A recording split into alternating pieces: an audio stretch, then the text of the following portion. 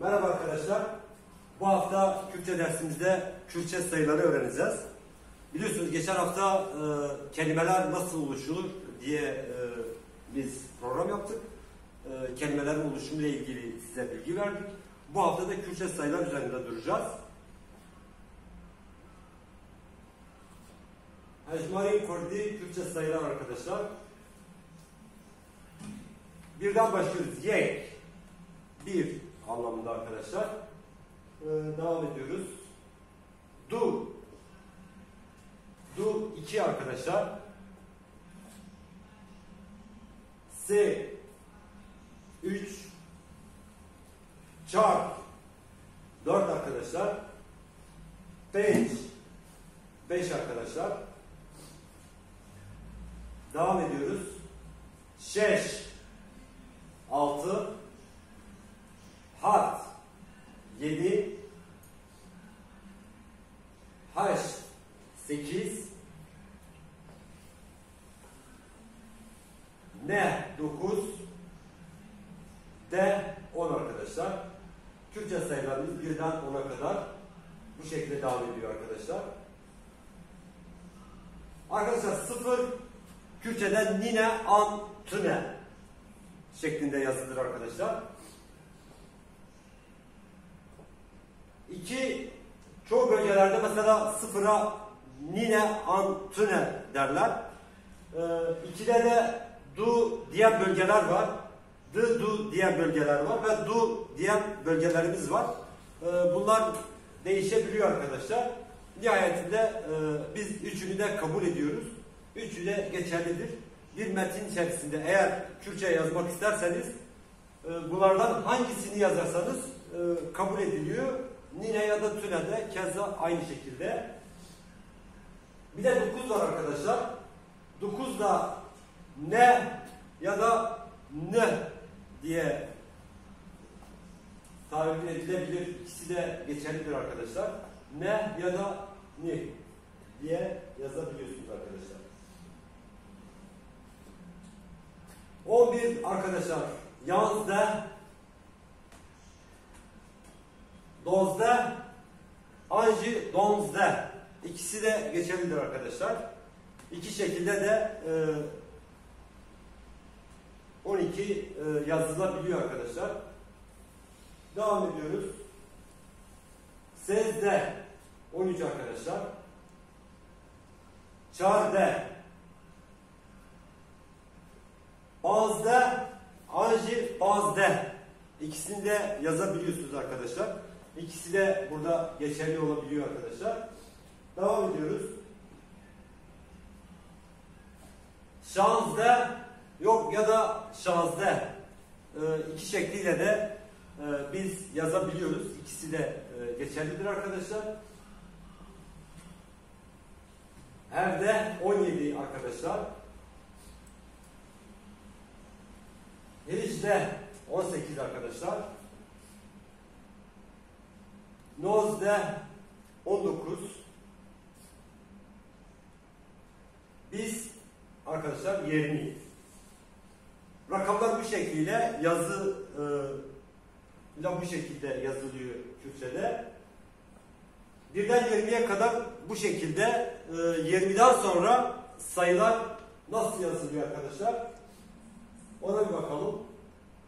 Onar gösterelim arkadaşlar öncelikle. 10 de 20 arkadaşlar biz 30 si ya da sı ikisi de geçerlidir arkadaşlar.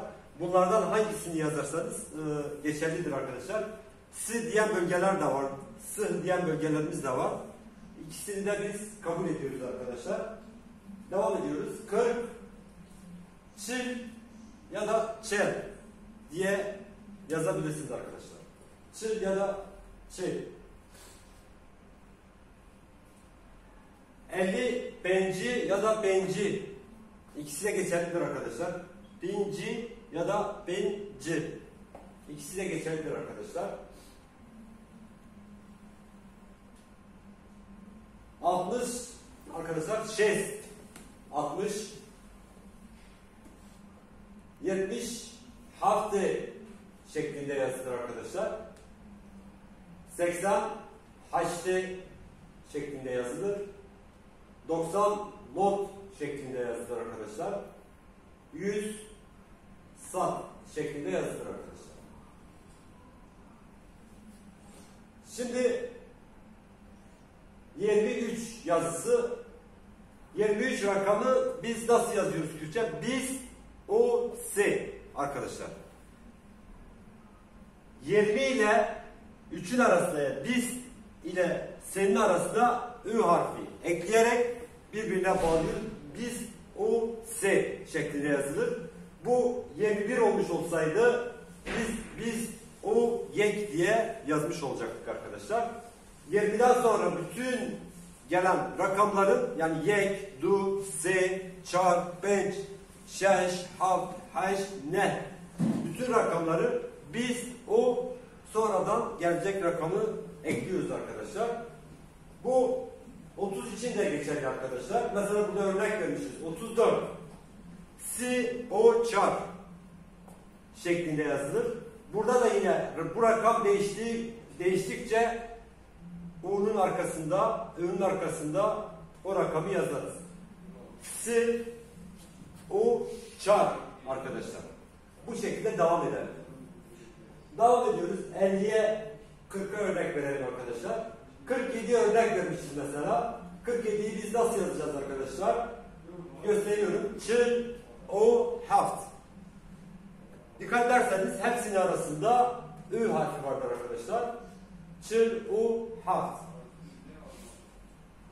53 arkadaşlar. Benci, o, se şeklinde yazılır arkadaşlar.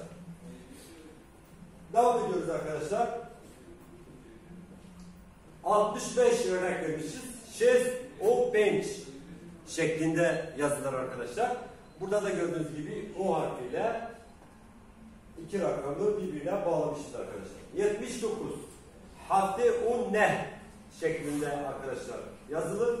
Bunlar başta da belirttiğim gibi arkadaşlar 1'den 9'a kadar bu şekliyle, şu şekliyle devam eder. Ü harfini yazıp ondan sonraki rakamı yazıyoruz arkadaşlar. Devam edelim. 87 arkadaşlar. Haçlı o harf şeklinde yazılır. Not o se 93 şeklinde yazılır arkadaşlar. Bu şekliyle devam ediyoruz. Şimdi arkadaşlar genelde tarih, doğum tarihlerini falan yazıyoruz. İşte binli sayılarda Türkçe'de bin, hazar anlamına gelir. Bu bindir arkadaşlar. Hazar bin anlamına geliyor. Şimdi diyoruz ki 1997. Bunu nasıl yazacağız arkadaşlar? Hazar u, nehsar u, notu u, haft şeklinde yazılıyor arkadaşlar. Hazar u, nehsar du, not u, haft şeklinde yazılıyor arkadaşlar. Bir örnek daha verelim arkadaşlar. 1987. Kürtçesi nasıl yazacağız? Hazar, gördüğünüz gibi bin, hazar, o, nehzat, 900, o, haçte, 80, o, hafte, 7 arkadaşlar. Hazar, o, nehzadu, haçte, o, haft şeklinde telaffuz ediliyor arkadaşlar. Bunlara dikkat edeceğiz arkadaşlar. Rakamları yazdığımız zaman bunları göz önünden kaçırmayacağız. Devam ediyoruz arkadaşlar. Bir tane örnek vermişiz. Ben 19 yaşındayım arkadaşlar. Ben 19 yaşındayım.